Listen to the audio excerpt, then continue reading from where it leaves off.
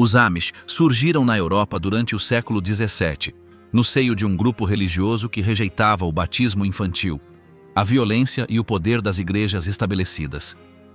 Queriam viver com simplicidade, sem luxo, sem hierarquias e longe do controle estatal. A ruptura definitiva chegou pelas mãos de Jacob Amann, um pregador suíço que defendia regras mais rígidas e a separação total do mundo exterior. Os seus seguidores foram perseguidos por governos que não aceitavam o seu modo de vida.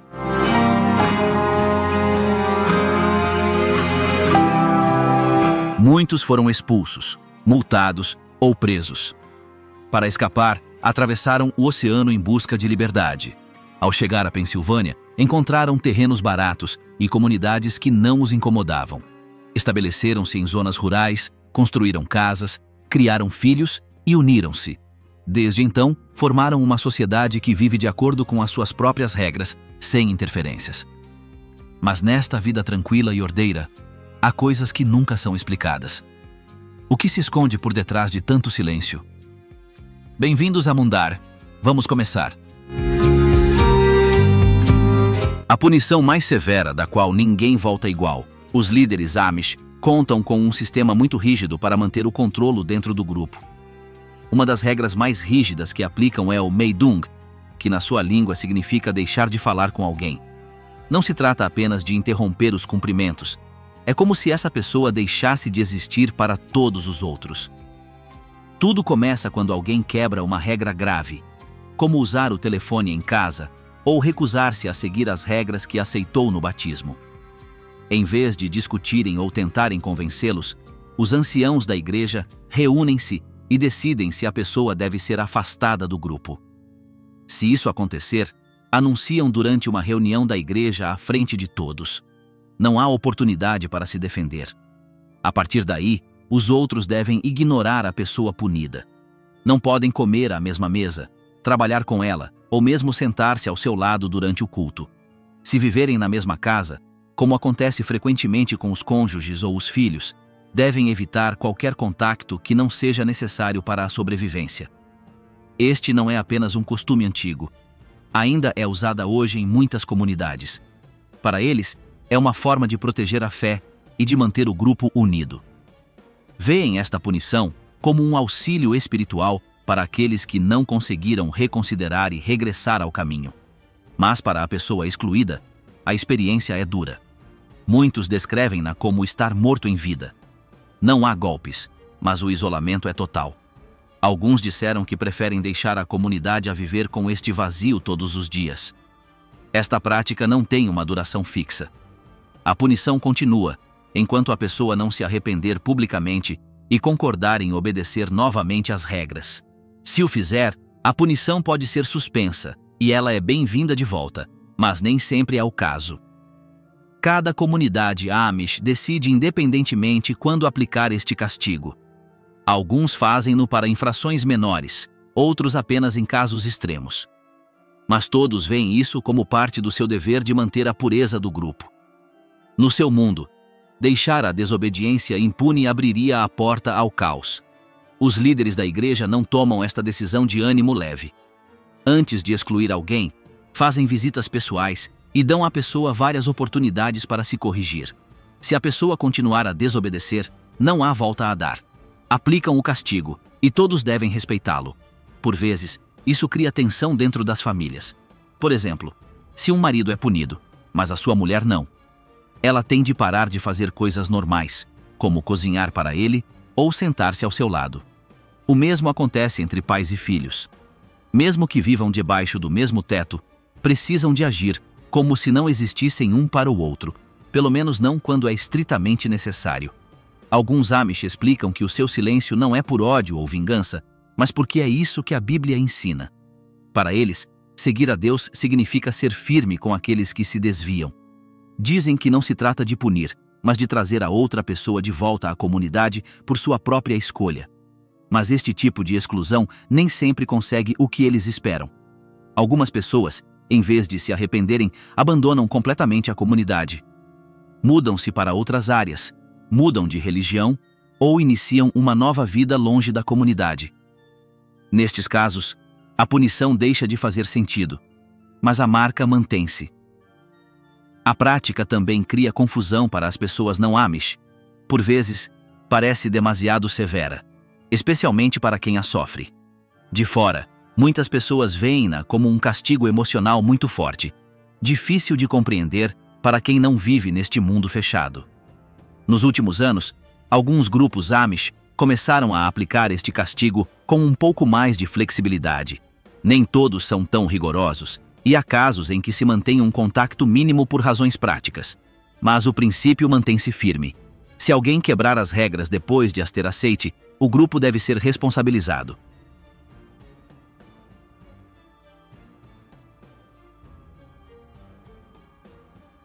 O ritual secreto de lavar os pés. Uns aos outros.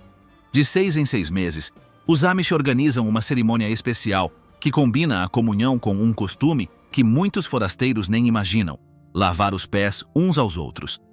Esta prática provém de uma passagem do Evangelho em que Jesus lavou os pés aos seus discípulos. Os Amish interpretam-na como uma instrução direta, e não como um símbolo. Nesse dia, a reunião começa cedo e dura quase todo o dia. Acontece em casas grandes, no celeiro ou numa oficina convertida. Tudo é organizado com antecedência: cadeiras para todos, bancos para os homens de um lado e para as mulheres do outro, sem mistura. O ambiente é tranquilo, sem decoração. Tudo é simples e sóbrio. Em primeiro lugar, há longas leituras da Bíblia.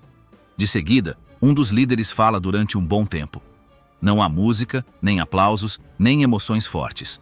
Todos ouvem em silêncio, de cabeça baixa. Depois, vem a parte mais delicada: a lavagem.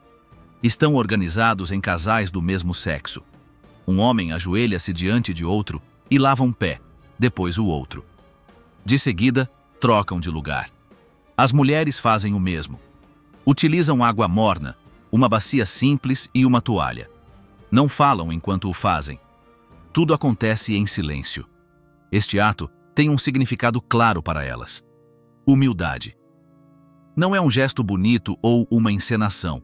É uma forma de mostrar que todos são iguais perante Deus, que ninguém é superior ao outro. Até o bispo lava os pés a um camponês comum, sem distinção. A maioria fala com seriedade. Alguns sentem-se constrangidos no início, sobretudo os mais jovens, mas aprendem a ver o ato como algo sagrado. Ninguém pode recusar se quiser continuar a fazer parte do grupo. Após o lava-pés, a cerimônia continua com a comunhão. Não é como noutras igrejas, onde o pão e o vinho são distribuídos rapidamente. Aqui, tudo é lento e organizado. Primeiro, o grupo pega num pão grande e redondo, sem fermento, cozido por uma família Amish. É partido em pequenos pedaços e distribuído aos poucos. Todos comem em silêncio. Ninguém se levanta, ninguém se apressa. Não há discursos nem cânticos. De seguida, é servido vinho caseiro, também preparado por um elemento do grupo. Uma taça grande é passada de mão em mão. Cada pessoa dá um gole e passa para o seguinte. Este momento é visto como muito grave. Aqueles que estão em conflito com outros membros ou que quebraram regras importantes não podem participar. Para isso, devem ter pedido perdão e sido aceites de volta na comunidade. Por isso, antes deste evento, são realizadas visitas de reconciliação. Se alguém teve um problema com outro, é encorajado a falar em privado e a fazer as pazes. Caso contrário, não pode receber a comunhão. A ordem do evento não se altera. Segue sempre o mesmo padrão. Primeiro, as orações, depois um longo sermão, depois a lavagem, depois o pão e, por fim, o vinho. Alguns grupos terminam com uma oração coletiva, outros simplesmente levantam-se em silêncio e vão embora sem se despedirem. Toda a cerimônia pode durar de 5 a 6 horas. Não há intervalos para a alimentação ou idas à casa de banho. Todos suportam sem reclamar. Para eles, este dia não é para o corpo, mas para a alma. Quando a comunhão termina, não há celebração nem conversa. Todos se sentam por alguns minutos em silêncio. Depois, aos poucos, levantam-se silenciosamente e começam a sair. Não há abraços, despedidas, comentários. Todos regressam à casa de cabeça baixa como se ainda estivessem a meio do ritual. Ninguém trabalha nesse dia. Também não há muita comida preparada. As famílias comem algo simples à chegada, por vezes pão, sopa ou algo frio preparado com antecedência. É um dia de contemplação. Muitos evitam até falar de coisas mundanas. Permanecem calmos, refletindo em silêncio. Não é um evento para demonstrar emoções. Embora alguns se possam comover por dentro, por fora, tudo parece normal. Não há choro, nem risos, nem palavras profundas. Para os Amish, a fé não se demonstra com palavras bonitas, mas com disciplina e silêncio. O significado de toda a cerimônia é deixar claro que todos fazem parte de algo maior do que eles próprios. Ninguém se destaca, ninguém está acima de si próprio. O lava-pés e a comunhão são gestos de igualdade, obediência e total humildade perante Deus e a comunidade.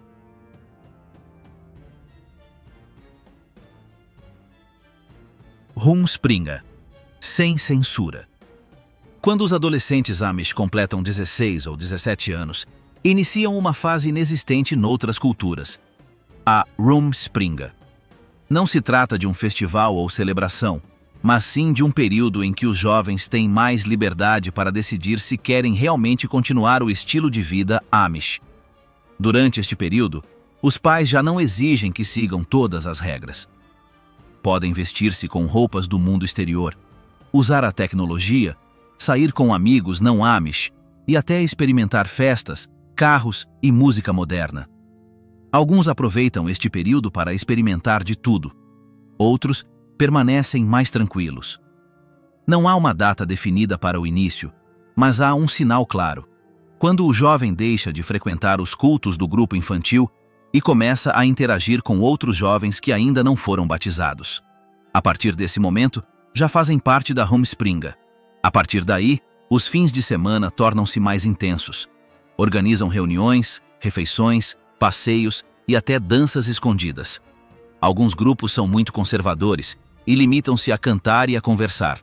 Mas outros organizam grandes festas com cerveja, música alta e grupos mistos. Os pais ignoram muitas vezes a situação. Sabem o que está a acontecer, mas preferem não intervir.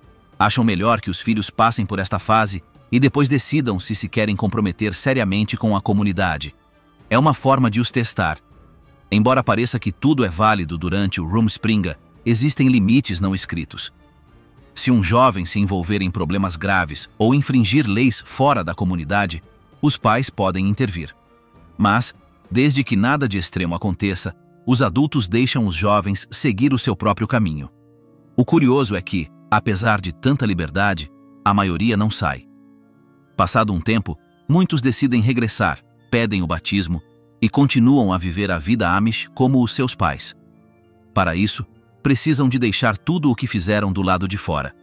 Roupas modernas, telemóveis, amigos de fora e aceitar todas as regras novamente. O batismo não se faz imediatamente.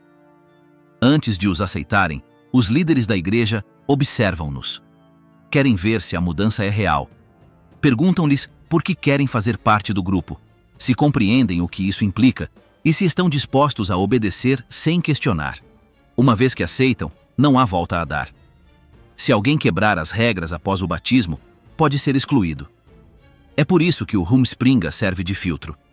É o único momento em que conseguem viver entre dois mundos antes de assumirem um compromisso. Alguns jovens, no entanto, não regressam. Vão viver com amigos para o estrangeiro, procuram trabalho ou mudam-se para outra cidade. Isto não significa que não amem a família, mas sabem que, se ficarem, perderão toda a liberdade que experimentaram. Na maioria dos casos, estas decisões são respeitadas com silêncio. Se o jovem não for batizado, não é castigado por sair. A família pode manter contato com ele, ainda que à distância. Mas se já estava na igreja, perdê-lo é quase como uma morte social. Alguns que saem depois do Rumspringa tentam regressar anos mais tarde. Querem regressar à vida Amish, pedir perdão e aceitar as regras novamente. Mas nem sempre é assim tão fácil. Por vezes, o grupo desconfia. Pedem provas, tempo e compromisso real antes de permitir que regressem.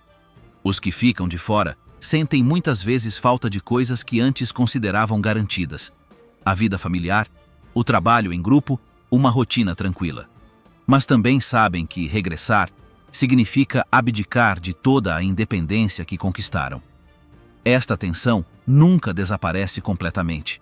Dentro do grupo, aqueles que regressam e são aceites devem passar por um processo semelhante ao do batismo original. São obrigados a obedecer completamente, a vestir-se tradicionalmente e a cortar tudo o que os liga ao mundo exterior. Não há meias medidas. Para aqueles que ficam e são batizados sem sair, Rumspringa é apenas uma fase estranha que passou rapidamente. Uns recordam-na com nostalgia, outros com vergonha. Muito poucos falam muito sobre ela depois. Uma vez batizados, espera-se que se comportem como adultos sérios. O grupo não refere o que fizeram.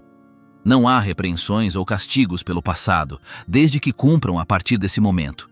Mas todos sabem que, se falharem após o compromisso, as consequências serão severas. Assim termina aquele período entre dois mundos. Alguns regressam e ficam. Outros partem e nunca mais regressam. Para os Amish, Rumspringa não é uma liberdade sem sentido, é uma escolha. E essa escolha define o resto das suas vidas.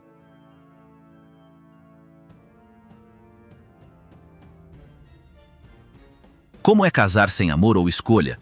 Os jovens Amish não podem namorar qualquer pessoa. O namoro só começa quando a pessoa demonstra que está preparada para algo sério. Não existem encontros casuais ou relacionamentos apenas por diversão.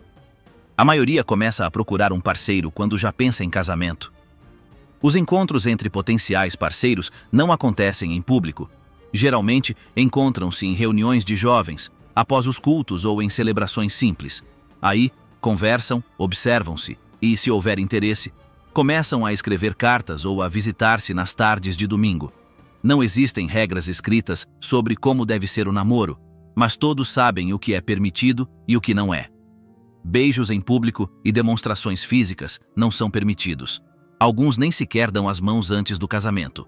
O importante é demonstrar respeito e discrição. Quando um casal decide avançar, os pais devem estar atentos. Ninguém se casa sem a aprovação da família. Em alguns casos, os pais falam entre si antes de os filhos oficializarem a relação. A comunidade também observa e comenta. O pedido de casamento não é uma surpresa romântica. Tudo é feito de forma direta, sem rodeios. O noivo fala com os pais da noiva, depois com ela, e se todos concordarem, os planos são finalizados. Não há aliança, nem promessas exageradas, nem promessas dramáticas. O casamento é realizado no outono ou no inverno, pois há menos trabalho no campo durante esta época. As famílias preparam tudo com semanas de antecedência. Não acontece nas igrejas, mas em casa. Os celeiros são limpos, os bancos são montados e a comida é preparada para centenas de pessoas. No dia do casamento, a cerimônia começa com uma longa reunião. Não há flores, nem música, nem roupas especiais para além do traje tradicional. A noiva veste azul escuro ou roxo, sem maquilhagem ou joias. O noivo veste as suas roupas mais formais, mas igualmente simples. Tudo é feito para que ninguém se destaque. Durante horas, são lidas passagens da Bíblia e proferido um sermão sobre a responsabilidade do casamento. De seguida, os noivos sentam-se diante do grupo, respondem a algumas perguntas simples e casam oficialmente. Não há troca de alianças nem beijo no final. Depois disso, vem a refeição. Não é um banquete sumptuoso, mas é farto. As famílias cozinham desde as primeiras horas da manhã. Pão, carne, bolos e pratos típicos da comunidade. Os convidados comem em silêncio ou conversam em voz baixa. Ninguém brinda nem dança.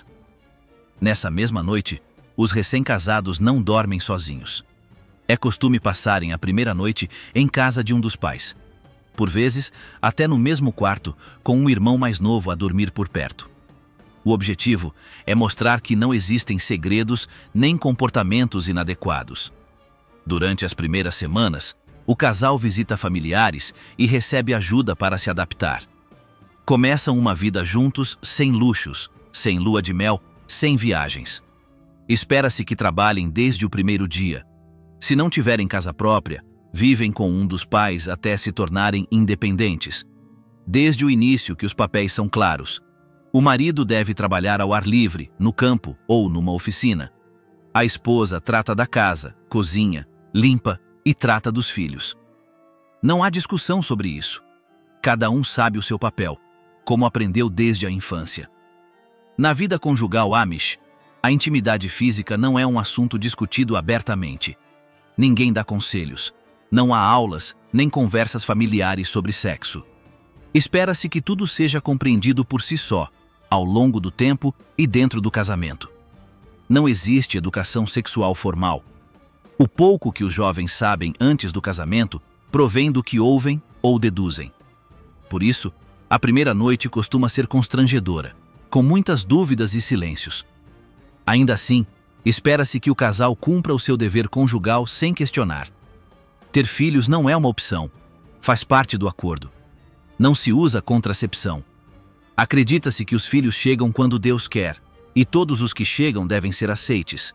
É por isso que muitos casais têm famílias numerosas, com 8, 10 ou mais filhos.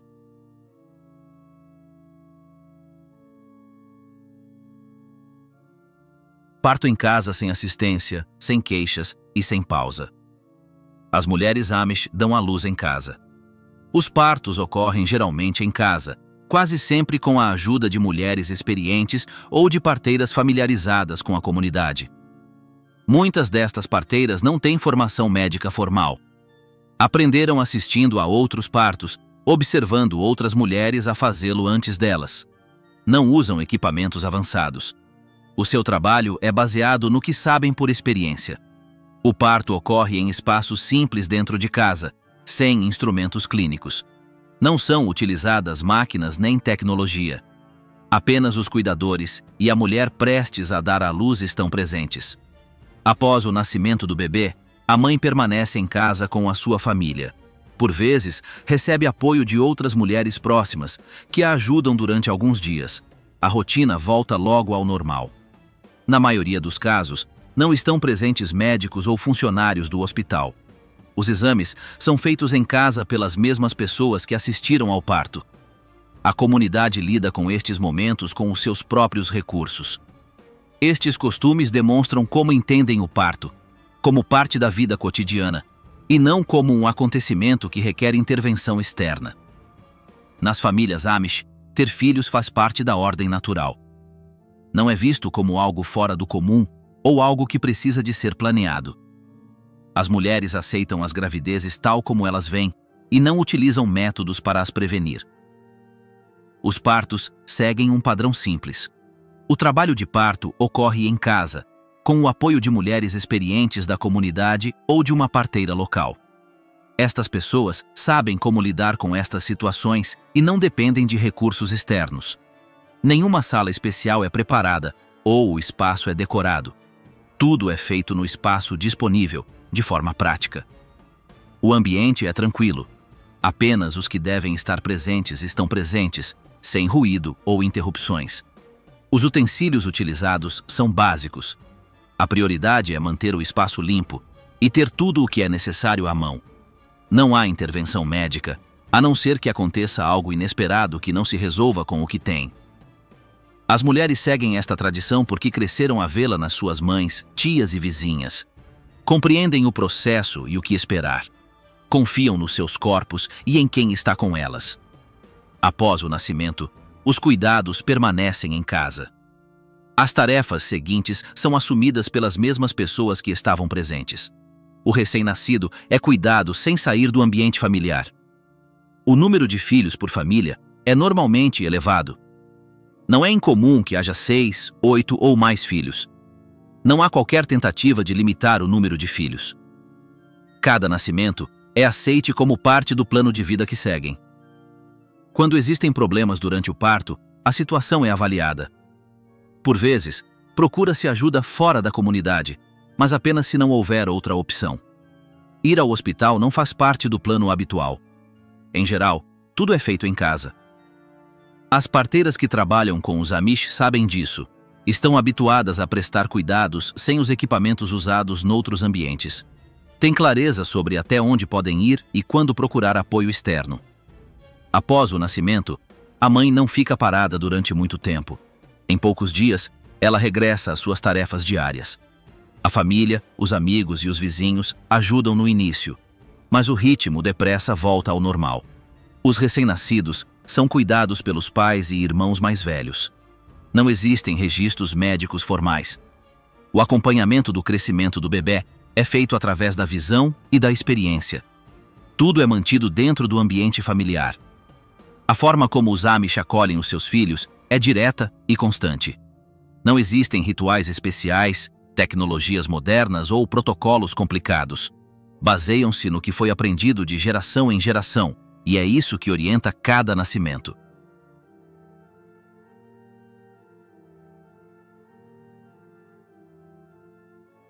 Oito anos, um professor, futuro zero. Lá fora. As crianças Amish não frequentam escolas públicas. Em vez disso, frequentam escolas pequenas, controladas pela comunidade. Geralmente estão localizadas perto das suas casas e, muitas vezes, são construídas em terrenos de famílias locais. Estas escolas são simples. Têm uma única sala para todas as turmas, do 1º ao 8º ano. Uma só pessoa ensina todos os alunos. Não existe diretor ou equipa administrativa. Não existem computadores nem equipamentos modernos. As aulas são dadas por alguém do próprio grupo, quase sempre uma jovem que concluiu os estudos no mesmo sistema. Ela não possui um diploma universitário ou formação externa. O que sabe, aprendeu como aluna e aplica à medida que aprendeu. O conteúdo lecionado é básico: leitura, escrita, matemática simples e um pouco de história. Não há aulas de ciências modernas, nem se aprofundam questões sociais complexas. Tudo é pensado para as necessidades diárias de um Amish. Os livros que utilizam são selecionados por adultos da comunidade. Se algo não se ajusta às suas crenças, é alterado ou descontinuado. O importante é que o conteúdo esteja alinhado com o seu estilo de vida. Não existem testes padronizados como noutras escolas. Também não há competição por notas altas ou recompensas para os melhores. Espera-se que todos aprendam o que precisam, sem se destacarem ou ficarem para trás. A disciplina nestas escolas não se baseia em castigos severos ou regras rígidas, mas todos sabem o que se espera deles. Se uma criança se porta mal, o professor fala com os pais e, em conjunto, decidem como lidar com a situação. O respeito e a obediência são ensinados desde o primeiro dia. Não existem sistemas de pontuação ou relatórios escritos. As famílias confiam que o professor conhece cada aluno e saberá se está a aprender ou não. Não há reuniões formais de pais e professores.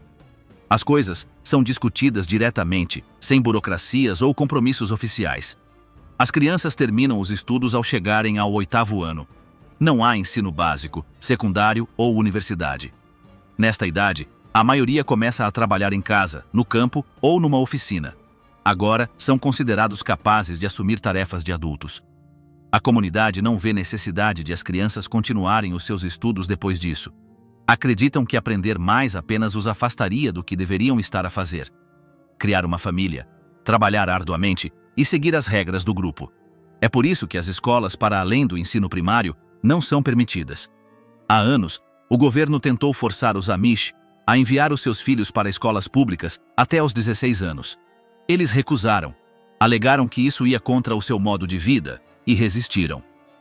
Este conflito foi parar à justiça. Após uma longa batalha, os juízes decidiram a favor dos Amish. Foram autorizados a manter o seu sistema educativo e a concluí-lo na 8ª classe. Desde então, ninguém os obrigou a mudá-lo. Ao terminar o 8º ano, os rapazes e raparigas Amish já não permanecem na sala de aula. Nesta idade, estão prontos para aprender no campo, em casa ou numa oficina. O que se segue é formação prática, não livros ou diplomas. Os rapazes começam geralmente a trabalhar com os pais ou parentes. Aprendem ofícios como carpintaria, agricultura ou mecânica. As meninas ficam em casa, ajudam com os filhos, cozinham e tratam das tarefas domésticas. A palavra educação não é utilizada para descrever o que acontece depois da escola, mas a aprendizagem continua. Tudo se ensina observando, fazendo e repetindo. Não há manuais escolares e não há registro de notas. Cada dia é uma nova lição, mas sem quadros de ardósia. Para os Amish, isto é mais útil do que qualquer aula teórica. Acreditam que saber reparar uma porta, cozer pão ou criar animais é mais valioso do que estudar fórmulas ou ler romances modernos. O conhecimento vem dos mais velhos. Pais, mães, avós e vizinhos transmitem o que sabem. Não se procuram especialistas externos. A sabedoria reside na comunidade, não nos livros dos outros. As escolas cumprem o seu papel até certo ponto. Depois, a responsabilidade da educação dos jovens passa para suas famílias e para o seu trabalho diário. É um sistema que funciona assim há gerações e ninguém dentro do grupo o questiona.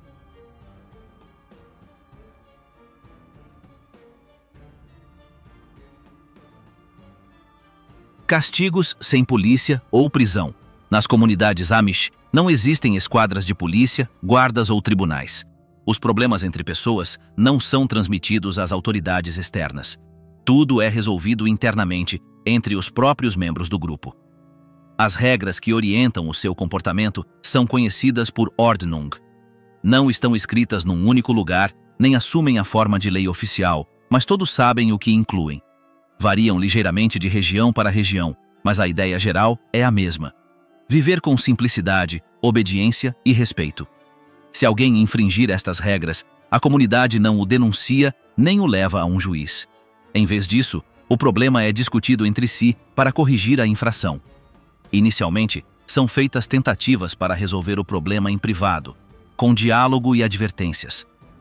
Quando uma pessoa persiste em agir fora das regras, pode ser aplicada uma sanção mais grave, a rejeição social, conhecida como ostracismo.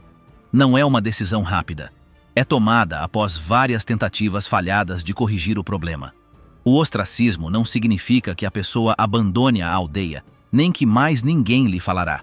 Significa que ela já não pode partilhar refeições, fazer negócios ou tomar decisões com o resto do grupo.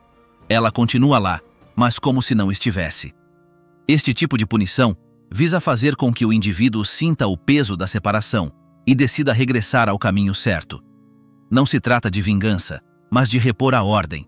Para os Amish, manter a unidade do grupo é mais importante do que a punição pública. Quando se decide implementar a exclusão social, toda a comunidade fica a saber. Não há cartazes nem anúncios, mas o aviso circula rapidamente entre as famílias. Todos sabem que devem manter a distância da pessoa afetada. Não podem sentar-se ao lado de outras pessoas durante as refeições, nem participar em decisões partilhadas. Nem são feitos negócios com elas. Mesmo que vivam perto e trabalhem no mesmo local, o contacto está limitado ao mínimo necessário. A medida não tem uma duração exata. Pode durar semanas, meses ou até anos, dependendo do caso. O importante não é o tempo, mas sim que a pessoa demonstre arrependimento e esteja disposta a voltar a seguir as regras do grupo. Durante este período, o indivíduo não é insultado nem tratado com desprezo. Ninguém o ameaça ou o expulsa à força. Mas também não é fácil. O distanciamento faz parte do processo para que ele compreenda a gravidade da situação. Se a pessoa aceitar os seus erros e quiser regressar, deve falar com os líderes religiosos.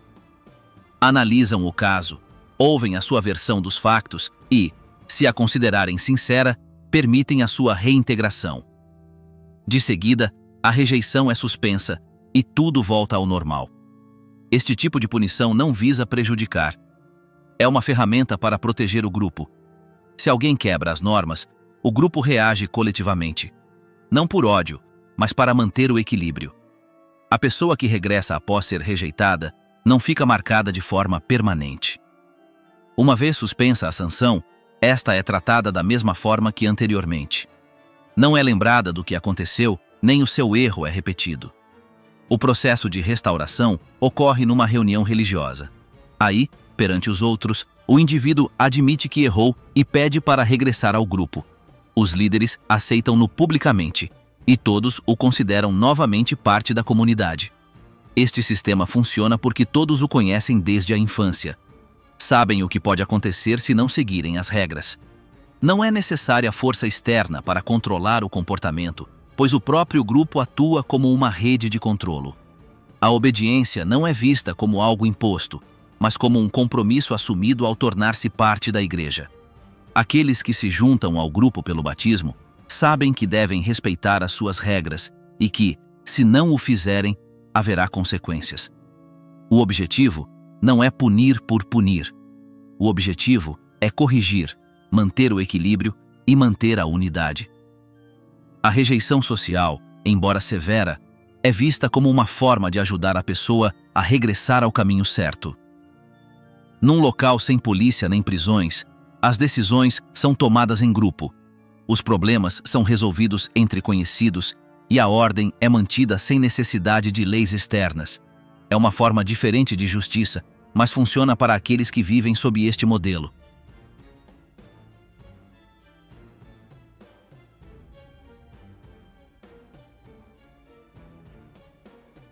Adoecer sem hospital. Fé, dor e comunidade. Nas comunidades Amish, a assistência médica não é administrada como no resto da sociedade. Não tem seguro de saúde nem pagam mensalidades às empresas. Se alguém adoece ou sofre um acidente, a ajuda vem de familiares, vizinhos ou de um fundo comunitário. A medicina moderna não é proibida, mas é utilizada com cautela. As pessoas não correm para o hospital por qualquer motivo. Primeiro, tentam tratar o problema em casa, com remédios simples ou conselhos de pessoas mais velhas que já passaram pela mesma situação. Quando o problema é mais grave, algumas pessoas vão ao médico, mas fazem-no com reservas. Preferem profissionais que compreendam o seu estilo de vida, que não as julguem ou imponham tratamentos que vão contra os seus valores. Não é incomum recusarem cirurgias, medicamentos fortes ou longos internamentos hospitalares. Se tiverem escolha, optam por métodos menos invasivos. Confiam mais na força dos seus corpos e na vontade de Deus do que nas máquinas ou nas receitas modernas. Grande parte dos seus cuidados é prestada no domicílio. Quando alguém adoece, não é transferido de imediato. Fica com a família, que cuida dele, oferece refeições caseiras, o acompanha e faz todos os possíveis para garantir a sua recuperação sem sair de casa. Esta abordagem à saúde não nasce da ignorância ou da negligência. Está ligada ao seu estilo de vida, simples, autossuficiente e centrado na comunidade. O importante não é a tecnologia médica mais recente, mas sim o apoio de outras pessoas e uma fé partilhada. Quando uma doença é grave e são necessários cuidados médicos que não podem ser prestados em casa, alguns Amish vão ao hospital. Mas não vão sozinhos. As suas famílias apoiam-nos, tomam decisões em conjunto e asseguram que tudo é feito de acordo com os seus costumes. Não usam plano de saúde. Em vez disso, têm sistemas internos, onde cada família contribui regularmente para um fundo comum. Se alguém tiver uma emergência, o que for necessário é retirado de lá. É uma forma de entreajuda que todos respeitam. Este fundo não é gerido por bancos ou seguradoras. É administrado por membros da comunidade eleitos para o efeito. Mantém contas claras e distribuem dinheiro quando necessário, sem burocracias. Em alguns locais, os Amish fizeram acordos com clínicas ou médicos que compreendem o seu modo de vida. Estes fornecedores aceitam pagamentos diretos, muitas vezes mais baixos do que os preços regulares, porque não há empresas envolvidas nem procedimentos complexos. Embora rejeitem muitos elementos do sistema de saúde moderno, os Amish não o rejeitam completamente. Apenas o abordam de forma diferente. Decidem o que aceitar e o que não aceitar, com base na sua fé e valores, sem delegar essa decisão a terceiros. A saúde, tal como outros aspectos das suas vidas, baseia-se na comunidade, no esforço partilhado e na confiança de que, se alguém precisar de algo, não estará sozinho. Esta lógica também se aplica quando alguém adoece. Em vez de dependerem sempre dos médicos, muitas famílias Amish usam medicamentos que foram transmitidos ao longo de gerações. Ervas, infusões e remédios caseiros fazem parte da sua rotina quando alguém não se sente bem.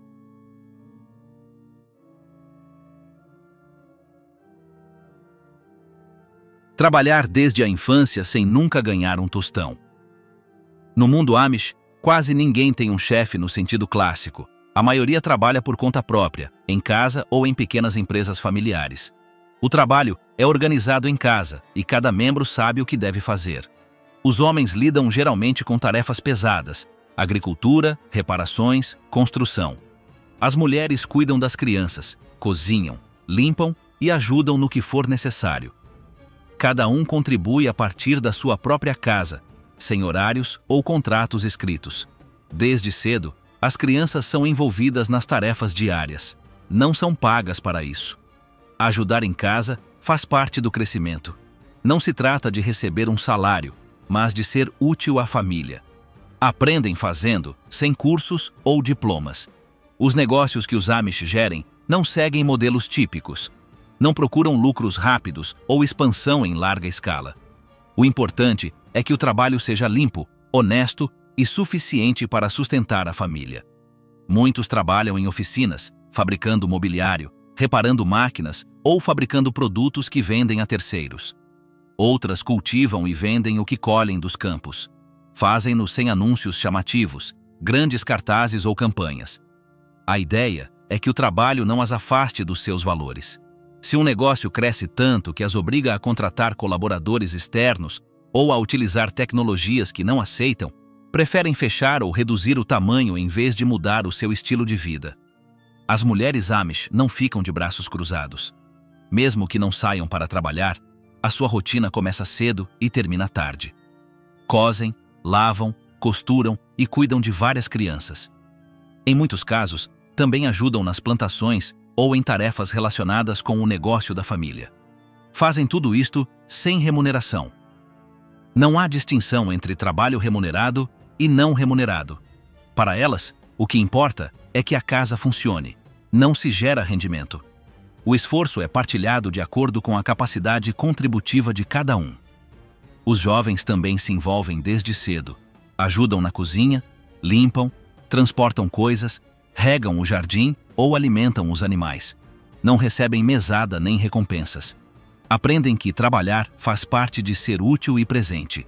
Em vez de os motivarem com recompensas, aprendem que o esforço faz parte do seu dever. Fazem-no porque é necessário, não para ganhar algo. Assim, quando crescem, já estão preparados para gerir uma casa ou uma oficina sem depender de terceiros.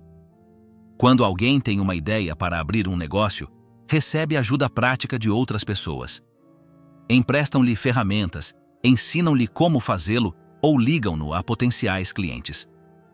A ideia não é competir, mas sim permitir que mais famílias se sustentem. Em vez de procurarem uma expansão ilimitada, adaptam o seu trabalho à dimensão que conseguem gerir com a família. Se um projeto se torna demasiado grande, reduzem-no ou dividem-no. Desta forma, evitam que saia do controle ou perca o seu significado original. O dinheiro é utilizado para o que é necessário, não para acumular. Os pagamentos são feitos em dinheiro, a contabilidade é mantida em livros simples e os luxos são evitados. Não há obsessão pelo dinheiro, mas também não é desprezado. É visto como um meio, não como um fim. Este estilo de vida funciona porque todos pensam da mesma forma. Ninguém se quer destacar dos demais. A estabilidade e a independência são mais valorizadas do que o crescimento rápido ou a fama. É assim que conseguem viver sem chefes, sem salários e sem estresse externo. Depois de tudo isto, percebe-se que não se trata apenas de roupas velhas ou de carrinhos sem motor. Por detrás da imagem simples, existe um sistema firme, controlado e fechado. Nada acontece sem permissão. Nada é permitido sem controle. Vivem em silêncio, mas esse silêncio não é vazio. É uma regra. E o que não se vê continua lá, escondido entre regras, castigos e segredos que ninguém de fora consegue compreender completamente.